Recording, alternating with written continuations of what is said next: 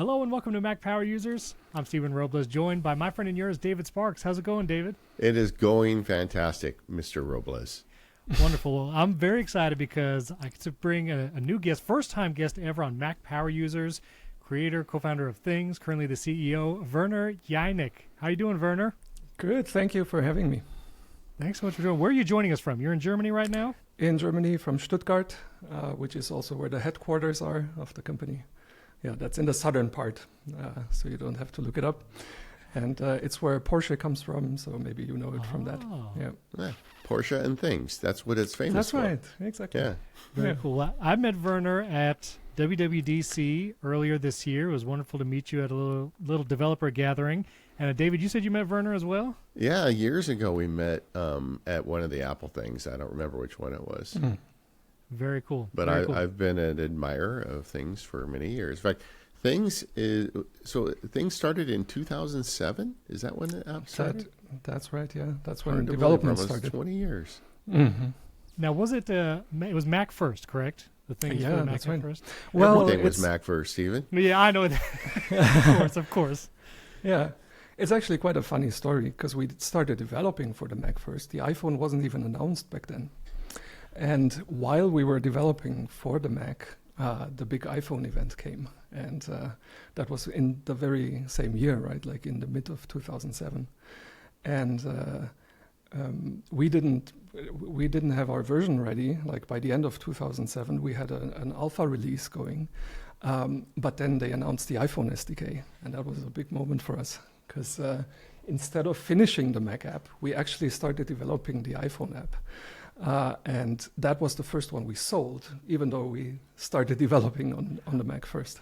Okay, so that's a little bit like the Apple situation where they were kind of working on the tablet, and then that technology, the multi-touch, and then the phone became the thing, and Jobs was like, no, we got to do the phone. That's interesting. That's interesting. I mean, I feel like task management back then was a wasteland in Apple ecosystem. There was like nothing. I used to use an app called IGTD. I don't know, Werner, if you remember that one. I do. It was like an indie developer, and it was okay, and and then there was Kinkless, and then there's all these things going around, but very quickly, like when Things, OmniFocus, and some of the other big apps arrived, we suddenly had great options, and that was really, really awesome. Yeah, it was quite an interesting time back then. I think the most people thought of when you would say managing to-dos at a computer was using, in iCal, there was this little sidebar where you could put 3 to-dos there, and that was about it. Yeah, it was. And sorry. What inspired you to do? I mean, so at the landscape at the time of Mac apps, I don't know if I actually don't know. I wasn't a Mac user so much at this time, but what was the landscape like? What made you decide we need to do a task app? Yeah, I mean, it was scratching our own itch. This was very much something we wanted ourselves. I'm sure you remember the Getting Things Done book was all at the top of all the charts back then. So I would say there was certainly a growing appreciation for personal task management in the general public. And it's quite funny that there was just no software on the Mac or not even on other platforms, really, that made this possible. And so we thought, let's try to do the best we can to bring personal task management to the Mac. And it's funny you mentioned IGDT. Just one comment. The guy who did IGDT, Bartek Bargil, actually joined us in 2009. No kidding. Yeah. Yeah. And we transitioned all the users. We brought a nice importer, and he's still working here today. No kidding. In fact, he's the lead Mac coder. So. Well, that was my original task app on the Mac, the first good one. Mm-hmm. I remember that yellow interface. Man, I still remember that. Werner, what got you into the Apple ecosystem? Oh, that's funny. I guess you could say I came pretty late. I was already studying at the university, and up until then I had PCs. Maybe what's important to know is that in Germany, owning a Mac back then was very much an outlier. That's not something people typically did. The Mac honestly, it was here too. It was here too. I remember Not as bad as in Germany. I remember like 2005, I'd be in an airport and somebody would just walk up to me and say, "Oh, you got a Mac? That's cool. Let me show you mine." I mean, that was people did that back then. Yeah. Okay. So Yeah. maybe it was not that different. But from my perspective, certainly it felt different. And a friend of mine at university showed me the Mac. He had like this nice, what was it called? The one that looks like the desk lamp. Yeah. I forgot the The name. Pixar arm. The almost. Pixar Yeah, Mac, yeah. and it was just a thing of beauty. I fell in love with that. And I actually studied abroad for a year at UCSD. And when I got there, I got my first Mac, the PowerBook G4 back then. And that was just phenomenal. Like I couldn't stop loving this thing. Quicksilver installed on it back then. And, you know, the Omni apps were super cool. And I just loved it.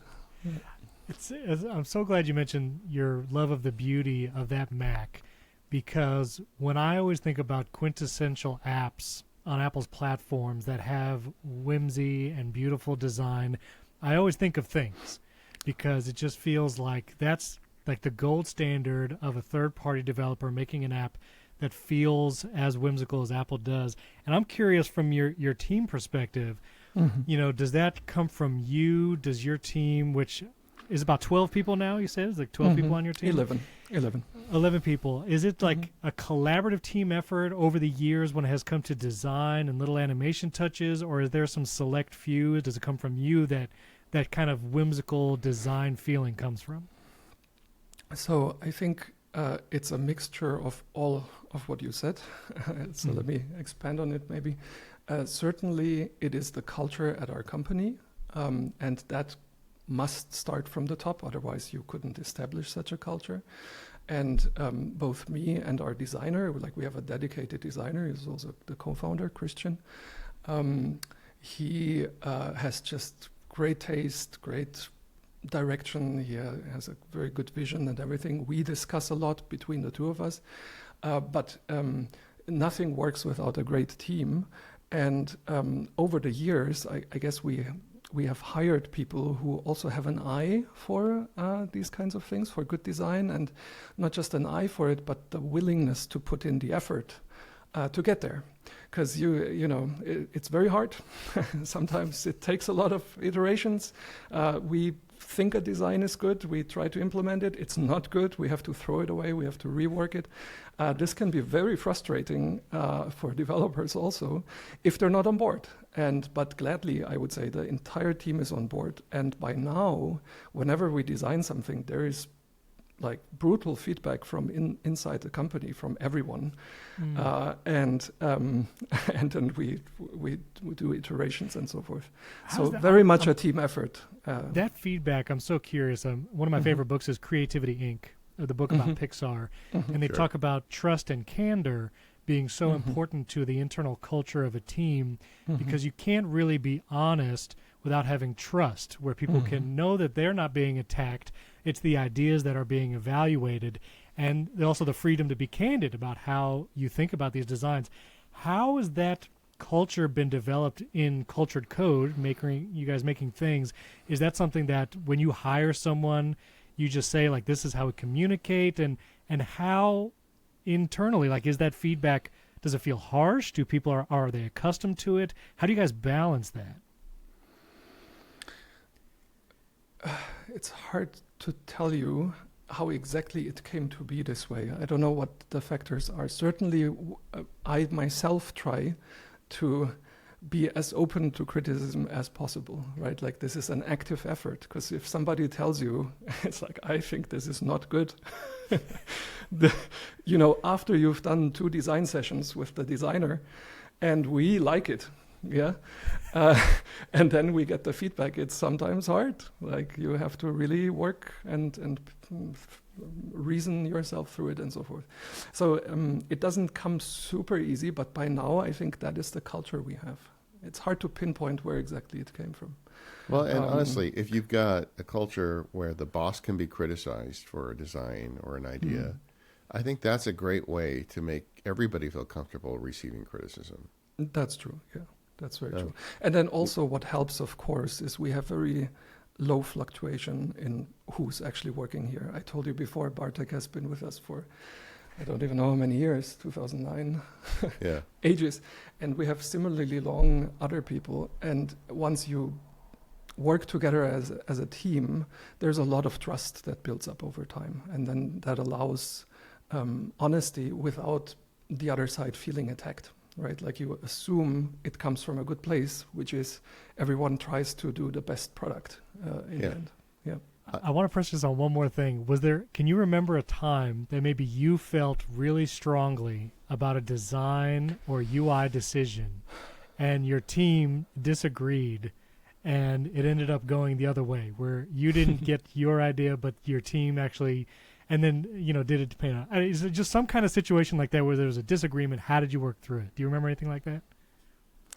That would be great if I could remember something. There certainly were things. Well, we can come back like to that. it if it comes out, but I would love to know, I don't know if you pulled a Steve Jobs move where you threw an iPad on the table and you said, make it work or something like that. Boot faster.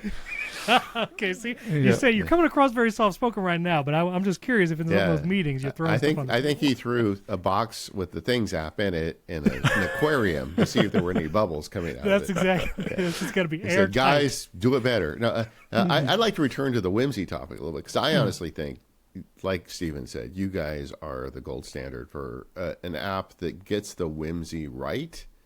Because I also love whimsy, but there's also a point where it's too much. And it feels like an interference, like it gets in the way. But I like the apps that have whimsy. That's the reason I fell in love with Apple to begin with. And I feel like Apple's kind of lost its way with whimsy. But you guys do get the balance right. And how do you figure that out? Like when someone proposes a feature that adds just a tiny bit of whimsy, how do you set the dial? So maybe you have to help me out a little bit. What whimsy means to a non-native speaker. I'll tell you. I'll give you two examples because in more power users, we're going to talk a little bit about our own app development, me and David, and why my respect for developers like you guys just increases exponentially every time I try to make one silly change through AI. But little things like I'm looking at the Things app right now. When I click the plus button, the way the new task kind of card, just the way it gently expands, there's a slight shadow, and so the task is white, but the background is a slightly darker kind of grayish blue. Just that little whimsy of when I click the plus button, that feeling of the window opening. And even when I click a task to be done, I actually tried building this into my own app and just could not get it to feel like Things. It just feels so good to check a task off in the Things app. That's the kind of whimsy I think we're talking about. Okay, I understand. Yeah, well, that is very important to us. I think whimsy sounds a bit funny to my ears. I'm not sure if it's funny, but we do think that all of these things serve a purpose. So we have spent a lot of time making this feel good. Because there's something about, if you understand the thing you're interacting with, it feels simple to you as a human. And we, as the topmost goal, when we set out to build things, this was one of the big goals, to make the app feel as if it's not there, as if you don't have to think about the app, because you're supposed to manage your life in there. And your life is already complex enough, like everything is just coming at you. And this app should be a place of peace and simplicity.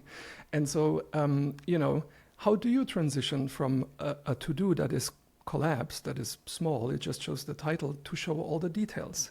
Well, we wanted it to feel the most natural way possible. And then that required spending quite some time on this very animation. Like this was, what others would call an unreasonable amount of time spent on this thing, and many iterations. You can't believe, for the animations, we built our own animation framework because the default curves that were provided by Core Animation were not cutting it. We wanted to have nicer curves. Back then they didn't have springs, so we built our own.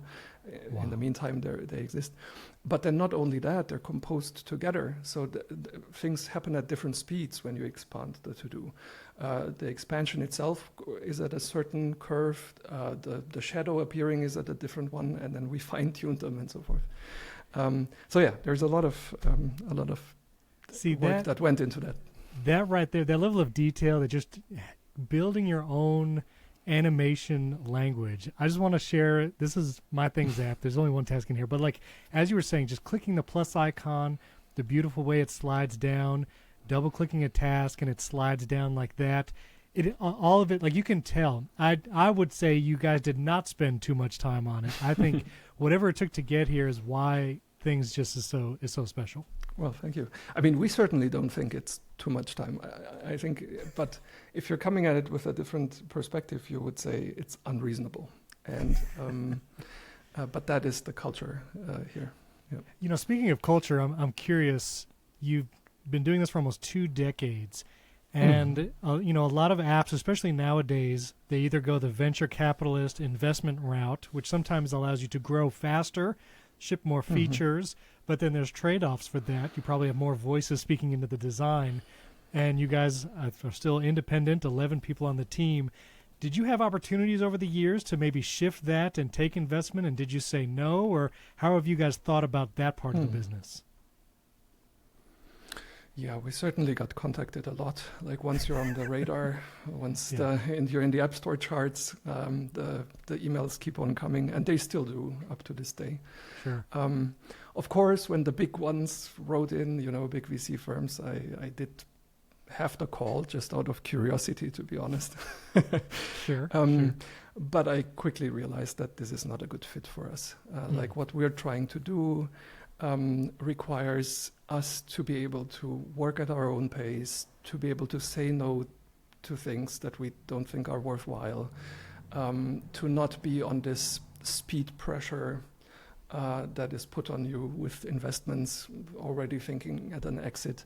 This is all not what we wanted to do when we set out to do it. And I guess as we are working on this product, it became more and more clear that this is not my goal in life. You know, that's not what I want. I want to build something great that I can be proud of, that is well crafted, you know, true craftsmanship. All of these values are way more important.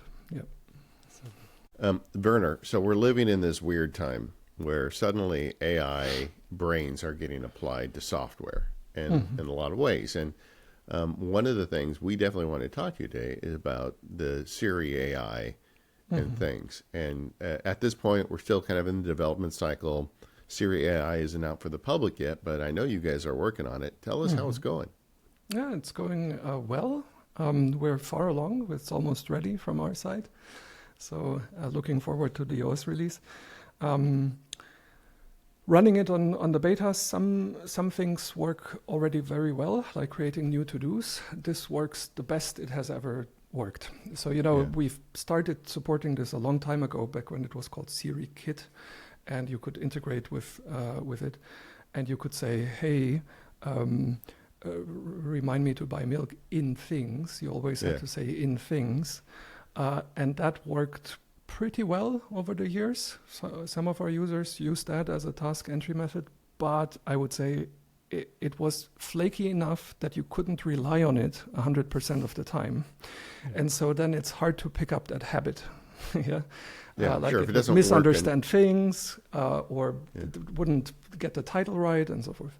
So that's why we are super excited about this year. Because I think it's going to get quite the upgrade in understanding you correctly. It just doesn't take many failures with a voice interface for people to give up on it. It's got to be really reliable. And, that's right. You know, when we were heading into WWDC, we were all questioning, you know, how is Apple going to do this? You know, we knew Siri was going to get better. You know, a lot of people are arguing, well, they're going to adopt MCP, you know, Model Context Protocol, and then you can just pull your app in with an MCP. But they kind of did something different, right? They made kind of, in essence, their own protocol using Siri AI. And one of the questions in my mind is, like, how hard is that to develop? I mean, for those of us that are enthusiasts and we want Siri AI to succeed, What's the lift for developers to actually implement it? What's been your experience? I mean, for us, it's not that hard to build because it's yet another input method from the outside, right? Like we already support Apple Script and the Siri kit I mentioned before, and right? There's many ways how you can interact with the things data. And this is number 5, method number 5. So it's not that much work. However, the path Apple has chosen is to say, well, they are going to define the schema, is what they call it, of what the reminders space is about. They say, look, a reminder or a to-do has the certain features. It can have a title, it can have a note, and it can have a due date. And you as an app developer are supposed to now implement this feature set, basically. And we did, except things has 2 dates, not just 1. Yeah. So we have the start date when you want to do a certain to-do, and then we have a deadline field also, which lets you record that. And there's no way currently to map this to the Siri model, right? So we had to pick one of the dates and support that. Yeah, and, that's tough. It's tough. So for us, we chose the start date because you want to be able to say, hey, I want to do this tomorrow. I want to postpone it for next week. So it's an easy choice from that point of view. But there are limitations. But like we would be super happy if this use case works super reliable at launch, then that's perfect for our users. I think this will be a big feature. And, in the future, Apple could, this is speculative, allow us to define our own schemas, to say, hey, here's what we understand, which is something you could do with an MCP. But there's no reason they couldn't support this inside of the intents world, inside the shortcuts world also. So I think it's going to be interesting to see how they evolve it. And, they always start conservative with things like this, so I can see that. And I'd be curious, actually, now that you mention it, to think, like, what are the parameters available to different categories of apps? Like, if it's a Notes app or if it's a calendar app, like how far is Apple allowing developers to go with data access? Well, I mean, what Apple has basically done is they looked at their own apps and then they mapped whatever they have as features into these schemas. And that's great for the Apple apps. Exactly. That's why people get third-party apps. Exactly. Yeah. So what will, when Siri AI is on people's phones and they have things, what will they be able to do that they couldn't before with Siri AI specifically? So I think the biggest feature would be if this is reliably working. They could have done it before, but now they can do it, but reliably. That is worth way more than any other features you could get. Yeah. Okay. And from the creation of tasks perspective, it looks pretty good at the moment. Like it understands much more than before. In fact, you can even stop saying in things. So it learns over time that you are a things user and you can just say, remind me to do X. And then it will pick things for you. We've seen this working in some of the tests we did. Hopefully this is actually the experience people have once it's out. So all of this is great. And then, of course, there are new things like being able to append notes to the to-do. You can easily move it into a list. You can, in things we have headings. This is currently not working in the betas Apple has shipped, but in principle you can create headings inside those lists and move tasks in there. So there's already a lot of power there, and I assume they will fix this until the Golden Master, hopefully. So it's quite powerful. Yep. Yeah, I've talked to several developer friends who've said the same thing, that their implementation of Siri AI was not that difficult, especially if, like things, you've already been using app intents and shortcut support, that there's a lot of, ways to cross that over. That's true. I mean, we did have to build it completely from scratch for Siri AI, the interface with it. It's not like we were able to reuse what we did for shortcuts before. But that's okay. Like it's not a huge amount of work. I mean, it kept us busy over the summer, as you can imagine, and still does. But it's fine. The amount of work is very reasonable. Now, for Siri AI, being able to speak naturally and it interpret what you say is kind of one of the big features there. And I'm curious with the Things app. I know a friend of my co-host on Primary Tech, Jason, he was asking, and I've heard other people ask, natural language input for tasks. Have you ever considered putting that just right in the app when you create something new? Yeah, we have. It's something that we think is interesting. Currently, it's not in the app. There are some ideas we have there of how to maybe do it differently than a few other examples I'm thinking of. But this is not yet in there. Okay. Yeah. All right. But Yeah. if you could talk to Siri AI, would it interpret a pretty, natural thing like said, hey, I need to take out the trash tomorrow at 8 or something similar, and like it could just put it in things with that natural language. So can Siri AI kind of be that bridge possibly? Certainly. I mean, that if you're dictating what to do basically with lots of information, that already works pretty well now, I would say. I call it voice in text. It's like in the old way, you had to say the words in a certain order. You had to say in things at the end, and like you had to do all. And so the user had to be trained like a monkey, exactly the right words. Yeah. And like if you messed it up just a little bit while you're saying it, then it just didn't work. And that's right. So do we solve that problem with Siri AI? Yeah. And it put a lot of stress on you also, because then it's like, oh, now it's like I have performance anxiety. I have to say the right words in the right. Yeah. So is it seems better at that. Are you also able to ask it to tell you about your stuff in things, like your tasks in the Things app, and it'll give you reports? So that's the other side, right? Like one is the action aspect, creating new things, modifying things. The other thing is retrieving information. And for that, we need to tell Spotlight about all the data you have in the app. And this is something we have not yet not done so far. So this is the second thing we're working on, and it will ship once the new OS ships. So you basically give the Spotlight index the information for what is inside the app. We will be able to make this so you can turn it off if you don't want that. But for people who do, we will send all of this to Spotlight, and then Siri can access it. That's the idea anyway. Right. And then Apple you can made ask a pretty big deal. Oh, yeah, sorry. No, go ahead.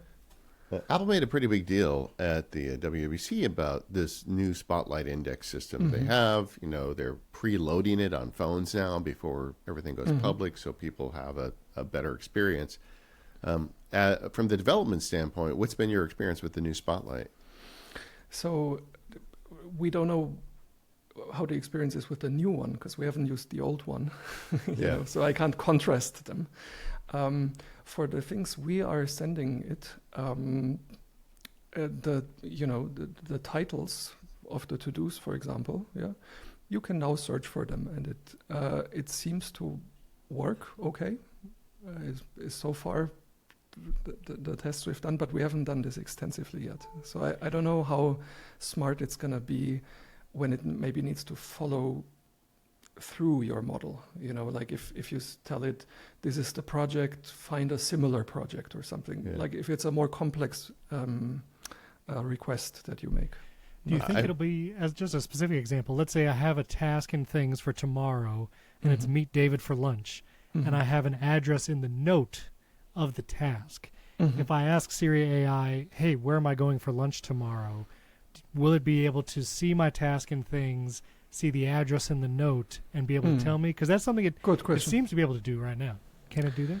Yeah, good question. Is specifically for the notes, we currently see that it doesn't find it on iOS, but on the Mac it does. So I don't know. Like this is all beta times. So it's not something I suspect it's all. So you're trying to build that in, so it does. But you're saying right now it's just kind of buggy. Yeah. Okay. Which is my sincere desire, because that Apple's native apps are doing stuff like that. That's the big point of the demo, is that all of you third-party developers get the same goodies. That you should have the same ability to do that stuff. So maybe they're just not there yet. But I sure hope when this ships that works, because Siri AI's success or failure is going to really hinge on third-party developers being able to get all the goodness out of it as well. Yeah, we're certainly very keen on supporting all of this very well because we think it's a great use case. There's a related topic to this, Werner. And it's something I'm just increasingly seeing. I'm teaching a course on AI right now, and we do these weekly meetups, and people are like building their own apps now. That suddenly people who are not developers can scratch their own itch, and they'll make an app that does something that just fixes a unique problem for them.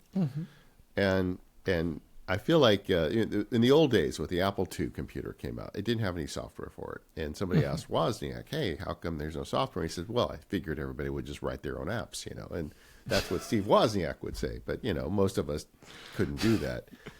That's funny. But now suddenly we live in an age where people do that. Steven here is making his own Kanban app. So people are doing that, and I feel like for productivity app developers, that's got to be a little bit of a shot across the bow for you. And how do you evolve an application, a productivity app, in this age where people are now making their own? Yeah, so I think it's great that people can do this now. Yeah. There's a very large barrier of entry if you ever wanted to try out developing your own app, right? And that barrier has been massively lowered, so that really not almost everyone, but a lot of people can try it where previously they didn't, and that is a great thing. Because then maybe from that there's a path that you can now go and develop expand it, make it more serious.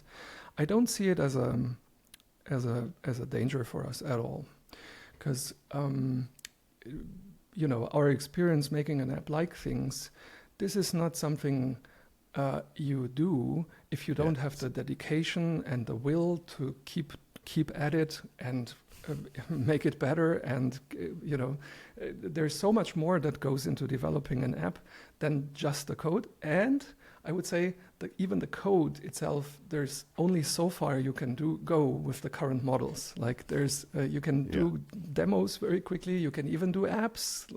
But once they reach a certain size and complexity, it's not easy to expand beyond that point.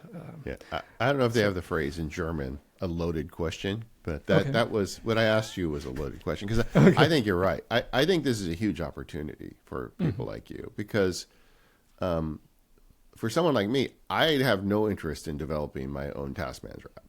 I got things to do, right? But what I would love is for an AI engine of my choice to be able to help me get more out of my task manager, to take advantage of all the work you've done on a beautiful, whimsical app, but also give it a brain that's under my control. And I think that the big opportunity for productivity apps is to tie into that stuff. Fully agreed. And it seems like you guys are doing that in addition to what you're doing with Siri AI. Tell us about that a bit. Yeah, definitely. So, we always try to open up things to other ways to interact with it, right? Like from the beginning, AppleScript, we shipped AppleScript support. And then when shortcuts came with the intents, we supported a wide variety of intents from day one.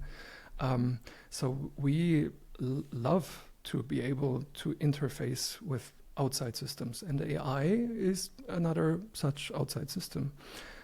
And it happens that what we will ship now first is the Siri AI. That's very important because it's on a clear deadline. But we are very interested in supporting MCP for things as well. So we've already been looking at that, so that you can plug in your AI assistant if you want. Exactly. Right? And it can read the data and everything. Yes. And this then is fantastic. And you can get more. You get more inputs there. You can get the start date and the deadline date. Exactly. Exactly. Yep. You can. Getting an efficient MCP, I think, is key at this point.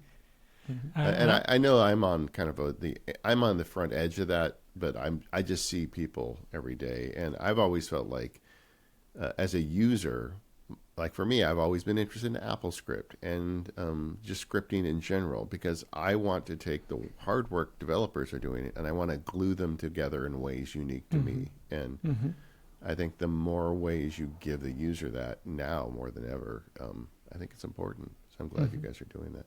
So what's your experience with that so far? How far down have you gone looking at MCP and? Oh yeah, and, yeah, pretty far. We have a prototype internally, but as I told you, like Siri AI was more important to get done Sure. now. So that was a bit on a pause, but we will continue very soon with that. That's great. I will say too, just kind of throwing back to what someone building their own app with AI will be capable of, and we'll maybe touch on this into more power users later, but yeah, trying to build my own task app, it was so clear the limitations because, I could take it a certain amount and I was able to get some features, but like we talked about earlier, just the little design touches that you and your team have been able to build into things, it's just not possible with AI. But also like rolling your own animation early on, your language. A quick question related, like with sync. I'm trying to do iCloud sync in my app, and it has been a nightmare just trying to get that to work. And I had codecs running forever. We'll get to it in a little bit. But like you rolled your own sync engine, I believe, right? You don't use iCloud sync, correct? Yes, that's right. Yeah, use your own. Why did you choose to do that as opposed to use iCloud? Why did you choose to build your own rather than use iCloud? So first of all, I can answer it in a simple way. It didn't exist back when we built this. Sure. So that's it's the cop-out to your question. I think the better answer is we would do it again, even today. Right.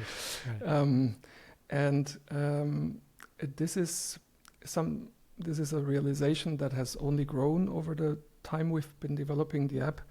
I view it that, it's this old picture that you have of building a tower, and that's sort of what you try to do with software, and you do need a solid foundation. If the foundation is not solid, everything will crumble that you're trying on top. And that starts with the base foundation being the model itself and the ability to sync. And in this area, we have built a syncing mechanism that is very mathematical in nature. So you can you can make proofs that it's correct if you want to. Wow. And we sort of intuit them. We don't write them down formally, but when we're working on this area of the code, it's very much a mathematical endeavor where correctness is like we strive for 100% correctness there, and then also in the layer where we work with the model. And owning this piece of technology ourselves, we can be certain that it works. And that's what we've done and what we love, because then you can start building on top of it. And to this day, users write in and they just rave about the sync being excellent, and that they sadly don't have quite the same experience in with other apps. So we love this. And because you asked about AI specifically, I think this is an area where current AIs are just not good at. Like the code they produce works, but there's no guarantee you have, how well it works. Is it? Sure. It's it's almost certainly not thought through well, because there's nobody thinking. There's no brain, actually. There's no formulation of a concept first that you then manifest in code, and then you adhere to that concept strictly and stringently to make sure that it actually survives and so forth. None of that you can get with current AIs. I could be wrong, but I feel like you just articulated kind of base level what the difference is between a human developer and an AI machine. And while the AI can do certain things, but like you're saying, there is a code, there's like a core part of the human developer speaking into the app that is irreplaceable. And I just love that. That was great. Yeah. I mean, I feel like AI development is great if you've got an issue and you really need Scratch and there's no way to do it. But I think for the big tools, go with a developer, go with somebody. Werner, one question I had to ask you is, you make a productivity app, but what are the other productivity apps that you use? Okay, that's a good question. So I like MindNote, for example. I love that app. Sure you guys know it. Yeah. That's great. I use a launcher. Currently, I'm using what is it called? We just I talked think about with the head. Alfred and Raycast Alfred. last Yeah, Alfred. Alfred, Okay, yeah. he's an Alfred guy. Yeah. Okay. Yeah. But I'm trying out LaunchBar soon because one of our team members is using that a lot. Yeah, so, LaunchBar is a European developer, and Mhm. we didn't give that one enough love last week. It's a great app. Yeah. I tried it already. It's fantastic, and I think he's even one of the first launchers. I don't know. I don't Yeah. know much Yeah. about the history here. Yeah. So yeah, that's what I use. I use OmniGraffle. I like that a lot. How do you decide where? I mean, because you make your own app, how do you decide where to put a task or something? Like, do you ever decide like, oh, this goes in things, or do you say, oh no, this goes in my node or somewhere else? Like, what is your mental model for where you put stuff? And do you use reminders for anything? Do you just throw stuff in Apple Reminders sometimes? I don't. I mean, I used it as an import. I don't. I used it as an import tool because it's Sure. easier to dictate to reminders, and we have a reminders import, and so Right. that's how my workaround so far. But That may go away in a few months, though. exactly, for you. exactly. Yeah. Looking forward to that. Yeah. And sorry, what was the other question? How do you? Where do I put stuff? Yeah. Yeah. So for me, like 95% of what I do at a computer is inside of, well, has a representation inside of things. So almost every endeavor starts by creating a new project in things and starting to think about what I want to do, taking notes there, advancing it further, and so forth. So Talk about your thing structure a little bit. Like, how do you structure your projects? What is the architecture of your things install? Yeah, so I really try to stick to this idea that there's one project for everything I do. It gives me there's 100 ways you can use things, and that's sort of the point. So I don't want to say what I'm doing is exactly what you should be doing. But for Sure. me, creating a new project gives me the space to think about it. Of course, if it's just a small thing, then never mind. But then inside that project, it's usually a very organic evolution that happens. So I even start jotting down notes, even in the project notes field at the top at first.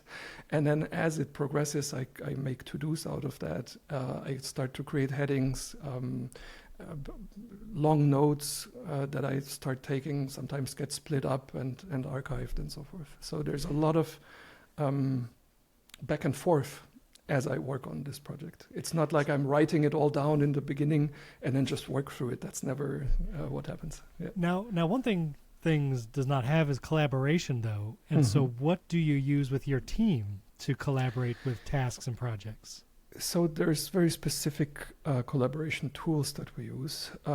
For code, we use GitHub, as many people do. Sure. And then internally in the team, we use Slack, which covers a lot of the use cases. We have a very, I would say, disciplined Slack usage, where everything is a thread and there's not too much noise, and the team size is pretty small. So I am, for example, reading everything that is written on a given day in Slack, and many others do as well. And that is a great way to communicate within the team. By now, we're almost fully remote. We started out here locally in Stuttgart, but over time that has transitioned. So it's a fully remote setup. And these tools are great. Yeah. So you don't have another project management app like for tasks or anything? No, we don't. So how do you, but how then do the team like, all right, so this person is currently working on the Siri AI integration or whatever. Where does that division of labor and how it's assigned live for you guys? Well, mostly I would say it's in Slack. There's a channel then for a given feature that we're working on, and that's pretty nice because you can have also design discussions there. The team can read about it as it's happening. They can chime in. I told you before about the criticism. It's like, hey guys, I think this is not a good idea. Yeah. So that is certainly a lot of where this lives. And then the other aspect is we try to give people a lot of independence. So, for example, the Siri AI is mostly worked on by two people at the moment, and one guy is doing the spotlight integration. The other guy does the Siri AI integration. And within that, there's not that much coordination effort needed. Like they have a lot of freedom to move this project ahead by themselves, basically. Have you ever thought about building collaboration into things so you guys could use it that way? Yes, we have. Yep. And care to say any more about that? Or well, it's not in the app yet. Sure, yeah, we all know that. Yeah, exactly. we got that part. Okay. And it would be a great feature. It's just in the prioritization of what we're working on as a small team, it has not made the cut yet. You've been in enough Apple briefings to know how Apple answers stuff. It's not currently a feature. Yeah, exactly. Sure. Not currently in the app. Okay. Yeah, but they do own their own sync engine. I'm just going to make an observation. So That's what I'm saying. So they already got an email address associated, you know? Mhm, yeah, exactly. the one of the things that always impresses me, Werner, is the European indie app movement. You already mentioned MindNode, LaunchBar things. There's a bunch of stuff going on in Ukraine. Tell us a bit about that. I think American listeners probably aren't as aware of how rich that development environment is. That is my perception also. In fact, quite a lot of people write in telling us, "Oh, I'm so surprised that Things comes from Germany. I wouldn't have thought that."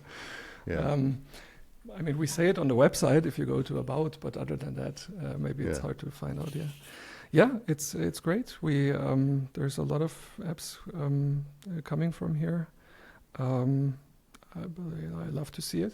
What can I tell you? Do any of the Steve. DMA or other laws that are passed over there ever touch the business where you have to kind of work around it or have to think about what decisions we have to make for the app in case, because Siri AI is not going to be in the EU. And so, features like that, how do you just say, well, we're just going to do it anyways because most of our market is US, or how do you think about that? Yeah, certainly. It's about 50% of the market is the US for us, and then the rest of the world is the rest. So it makes a lot of sense. Also, I'm positive. I think they will work it out, Apple and the EU. I mean, so I suspect it will come. We'll see. I'd like to think so, man. They need to sit Yeah. down together and sort these things out. Yeah. But my question really was just, it seems like you guys support each other too. It's like a nice community. Like when I go to Apple events, I notice a lot of the European developers already have relationships with each other. And do you guys have like a formal organization over there? Do you guys do your own meetups? How's that work? Yeah, there's some meetups every once in a while. We just this year the guys from Ulysses had a meetup organized another by great themselves. European-based app. Yeah, That's right. Yeah, and in Leipzig, I'm not sure how you say in English. I guess it's Leipzig. Yeah, whatever. Yeah. Was a great time. Yeah, we hung out and exchanged. But I'm just as happy to go to WWDC, I must say, and meet all the other people. It's like I'm not somehow feeling more close to the people here. Like meeting fellow developers is a great thing. And I was sad when WWDC in person stopped happening, because that was always a highlight. And somehow I didn't catch on that there was so much buzz going around these new WWDCs that they started, because there's a lot happening, right? And last year was my first WWDC post-COVID, basically, and I loved it. So I'll continue. I mean, in the old days when it was in San Francisco and San Jose, there were conferences going on in the neighborhood. Right. That's right. So it really was more of a circus back then, but it's getting there. I just have one more question too on the other features. We mentioned collaboration. What are some of the other big feature requests that you guys hear, and how do you sort them? That you're automatically like, no, not doing that, because I know just from launching a little app a couple weeks ago, the request is just deluge. Just people want, all kinds of things, and some of them are great suggestions like time tracking. And it's like, yeah, that would be cool, I guess, but also there's other apps for that. And so how do you hear some of these requests, like things for Windows or Android, and do you just immediately dismiss? Which ones do you consider? How do you filter all that? I mean, things for Windows and Android is maybe a bit specific, because that means an entire new product versus maybe features within the app as it is. Maybe to speak to the latter first, I think the way we do it is we've been at it for enough time now that there's seldom a feature request that surprises us. So usually we've heard it before. But over the years, what we do is when we hear a feature request, we try to understand it as best as possible. Like some people who write in, we sometimes send them back. It's like, hey, what do you mean exactly? What was your problem you tried to solve, and so forth. And then giving the limited resources that we have, it's a question of which ones do you attack. Like I would say, we train our neural network here in the brain by inputting into it these feature requests, and we have lists as well where we keep track of them. But mostly, I think it happens in our brains, where we get a feeling for what is the direction that most feature requests point towards, and do we like this direction of evolving the app, or is that not really where we want it to see going, and so forth. Yeah. So this is the process, and then there crystallizes the next thing we want to work on, where we say, all right, this is really this fits both the direction we want the app to go in. It does cover certain feature requests we've received. This is what we do now, and then we try to do the best job at that. Yep. It's a combination of customer demand plus your own interest in the way the app should evolve. And it's funny you said like an intuition, again, just separating, the human developer versus a machine developer. I don't know if that intuition can come from an LLM, you know what I mean? And that's just like you're saying, you input all these things. But when it comes to feature requests, I don't know if you can reveal this. What is a feature you want specifically that you would love to see in things but just haven't been able to put in there yet? Putting you on the spot. I mean, we're working on them. The ones that I... Okay. See, when it's your app, there's features you want, get in. No, we do put stuff in that is also not on the top of my list. Like we just, tomorrow we will release an update where repeating tasks get way more flexible. I happen to be not that... much of a repeating task user myself, but we have lots of people in the team, and lots of our users are very heavy users, and there were just a few things that we had to get much better, like completing repeating tasks early, stuff like that. And so this is coming. Well, I'm curious too. David's going to get into the App Store stuff in a second. Things is not a subscription right now. And that is very different from most apps that you see in the App Store. And so I'm curious, what, how have you guys thought about that? The one-time purchase for subscription, maybe that'll change in the near future, who knows? But what has been the thinking behind that? We have the dinosaur business model by now. I gave my app a one-time purchase, but it's like $3. I've seen. Yeah, you joined the dinosaur club. Thank you. Yeah. So what can I tell you? It worked for us for a long time, and there's no rush from changing any of that for us. It's a highly successful to this day. When you go into the App Store, top page charts. There's no strong pressure to move. Werner, you guys were one of the first apps. I think you were there on opening day, weren't you, in the App Store for the iPhone when it first launched? So you've been there for the whole journey. Indeed. How's the App Store doing in your experience? Oh, good. Yeah, I think that's a fair answer. I mean, you guys have built a successful business on it, Indeed. I mean, we built a successful business even before it, I would say. Yeah. Even though we shipped the iPhone app first, and that was the first cash that we earned, the Mac app was released half a year later, and there was no Mac App Store.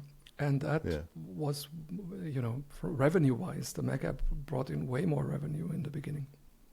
Yeah. So it's not that we think the App Store was a necessity for the success, but it's a great tool. Like I personally, Apple keeps stressing this. It's so easy to pay money in the App Store. Like there's no simpler way to pay for something, and that is worth a lot, very clearly. And the international markets, like you don't just sell it in Germany, exactly. You sell it in most countries, and that's right.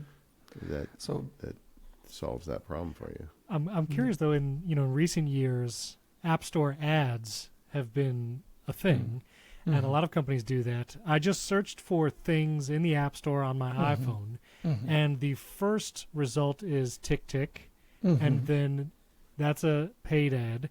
The second result is Things 3, and then the next result is another ad. And so it's clear that other productivity apps will, and I see this if you search for Overcast, you'll see an ad for something else before you see Overcast.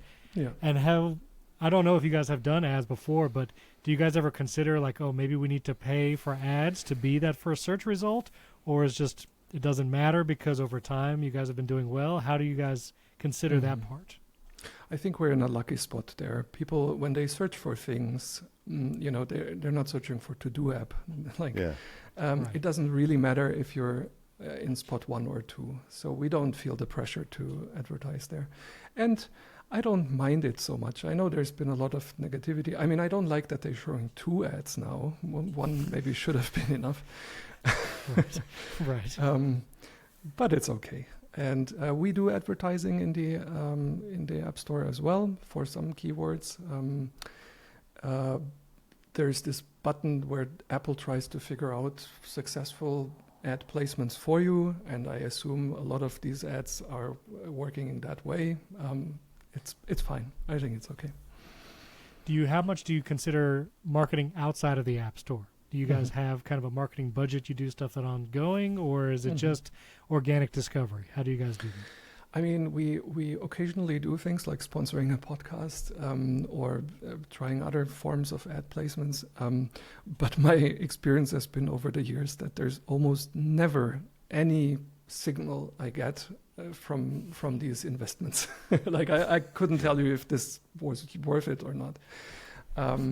And that's a bit hard. Even in the App Store, you get a lot of metrics, but even there it's a bit hard to know exactly if it was worth it in the end, for various reasons. With a one-time purchase, though, there's a total addressable market. And once everybody who wants a task app besides reminders has bought it, it's been bought. I mean, do you guys still see growth year over year, or do you not really consider that as a thing, and maybe the next version upgrade as a one-time purchase will be the time you get the growth? Like, how do you guys gauge that over time? So the total addressable market is limited, but even with the success we've had over all this time, we have still sold, way less than 1% of what we could, of the people we could reach, right? Sure. So we're far from any ceiling of that kind. And for us, the year-over-year growth is not the metric that we're interested in. I want things to be successful financially so that we can support the company and we can continue doing what we love doing, basically. And I mentioned before, the VC mindset doesn't quite fit well for us. Well, that's one reason. Like, if I would tell this to a VC guy, the conversation's over. I love that, though, honestly. It's like we live in this world where everybody's like, it's not even year over year, it's quarter over quarter. And you get on this treadmill where you've got to like turn whatever dial's necessary just to show a positive number. That's not the way to make a great app. It's not really the way to make a great anything. So I applaud you for that. Werner, if somebody is listening to the show, we often have a lot of budding developers listening to our show. They always key in on the developer shows. Can you give a little bit of advice for somebody out there who's thinking about getting into development? You know, in this day and age, what would you tell somebody that wants to get started with this stuff? I mean, probably there's not a better time to do it than now. Of course, the App Store is quite crowded and will get more crowded as more people start trying it. But still, like the hurdles you would have faced in the past are much lower now to get you going. And you will have a much more fun time, I think, with your first steps. It's just nothing is easy. Like, you really need to want to do this, and like you want to have a goal that you achieve and keep at it to achieve it. I think that's the biggest. What skills do they point. need in addition to being able to develop? You know, I think there's more to it than just being able to write Xcode. Sure. I mean, in the productivity space, which is what I can talk to, building an app for yourself, for your own needs, gives you a great advantage because you can introspect what you would like this to be, in what direction it goes. I mean, Stephen had that experience recently, right? And what we have, I mean, we've been lucky to be very successful, but we really, how did we do it? Well, we built the thing we wanted to use ourselves. That's the age-old advice you hear everywhere, but it's so true. That is the biggest driver, I think, for a new product. And so, you need to have taste and listening to yourself what you want the product to be. How do you develop that taste? You know, if someone's trying to not only find their own voice, but they want to be able to see and look at great apps. They need to look at things first. Mm-hmm. We'll establish that. Then what go buy it now. There you go. What does someone do then to develop the taste after that? Like, what did you do? Like, what do you think informed your taste over the years? Super hard question to answer. It's super hard to introspect this on yourself, right? But I can tell you, we've certainly been influenced. Like, we saw Apple's apps back then, right? And they were fantastic. The iLife apps back in the day, you know, were just marvels of software. That's how we viewed them. Yeah. And then I don't know if you remember, back then there was this Delicious apps, you know, with Delicious Library and so forth, right? Yeah. And that whole movement certainly had an impact on us. Like, we saw it, and it's like, you can, you know, there's a certain craftsmanship there that you can aspire to, and you pick your, you know, your what you want to achieve, and then you're trying your best at it. Well, and you've already mentioned Quicksilver in your early days. I did, I feel like exactly. That is very much things. I can feel the influence of those apps and things. When you say Delicious Library, I'm like, yeah, I can see that, because it's got that level of whimsy, to use that word again. And you guys should be proud of what you've done. All right, we want to hear more about kind of what you do outside of the task space, maybe what apps, services you've discovered recently, stuff you're using on your Mac and your iPhone, so just to get you thinking about that. But we talked about the App Store. A lot of developers choose to sell their apps independently on their website and in the App Store. PaySpot 3 just did this recently, so you can get it via subscription in the App Store or one time outside of it. Mm-hmm. Obviously, you don't have to deal with Apple's 30% or 15% cut if you do that. But you also do the iPhone app. So how come you've decided not to do it outside the App Store, at least for the Mac app? I mean, we started outside of the App Store. We had our own store. And then when did the Mac App Store start? I think 2012, was it? I don't remember. A few years after the iPhone, Yeah, so when they started, we for quite some time, we had both sales channels, both through the Mac App Store and on our website. And the users have spoken very clearly. Almost all of the sales went, a very large percentage went through the Mac App Store. It's just so convenient. And myself as a user, I do the same thing. if it's available. And so at some point we only had, I think, how much was it? 20% of sales left through our own channel, and 80% through the Mac App Store, just organically. That's what happened. At which point we pulled the plug. of our own sales, just to simplify the story for users, because otherwise you get people being confused, like they think they need to download it from the Mac App Store, but they had paid on your website, and all of this complexity. So we got rid of it, and worked fine with us. Of course, we would be happy to pay Apple less %. Don't get me wrong, but well then, people are working on that, Werner. yeah. Well, my last question about Things, then we'll hear maybe about some other stuff you're using. Things 3 is what's in the App Store right now. We're going to see a Things 4 anytime soon, maybe-ish? That's what happens if you call the product Things 3. It's the version number. It begs the question. It begs the question. It does. Exactly. In fact, like we were at some point, we were at version 3.9. And then people were like, well, what's going to happen after 3.9? Is it going to be what's going to happen, 4.0? But I can tell you there's more version numbers after 9. Yeah, so we're going to go 3.11, right? Exactly. Straight to 11. Okay, so we're not going to get any breaking news out of you on this podcast. No, I mean, not to joke too much, but we're currently at version 3.23. Okay, I see that. Yeah. So there's method to our madness. As I told you before, like it's still highly successful, and we love shipping updates for it. Of course, there's going to be a Things 4, but it's important to us to get features out to people that are great. And we just shipped repeating tasks improvements. Siri AI will be version 3.24. So we're in no rush to get the version 4. And honestly, I really respect that about you guys, because I feel like Things does get substantive updates, and you don't do the trick of the old days where you hold them back for the big new one that you're going to sell again. That used to be a thing. We are holding some back. So it's not like we're not. Yeah, but we try to do both. We try to do both. Exactly. Yeah. Well, I will buy whenever new 4 comes out or whatever model. I love Things, and sitting right here. And even after I built my own app, Things is special. And I think you talked about intuition and all the things that make, I think, human development. It feels like Things has a soul, as strange as that sounds. When you use an app like Things, you're like this. You can feel the work that you and your team have put into this app, and it's beautiful. So thank you.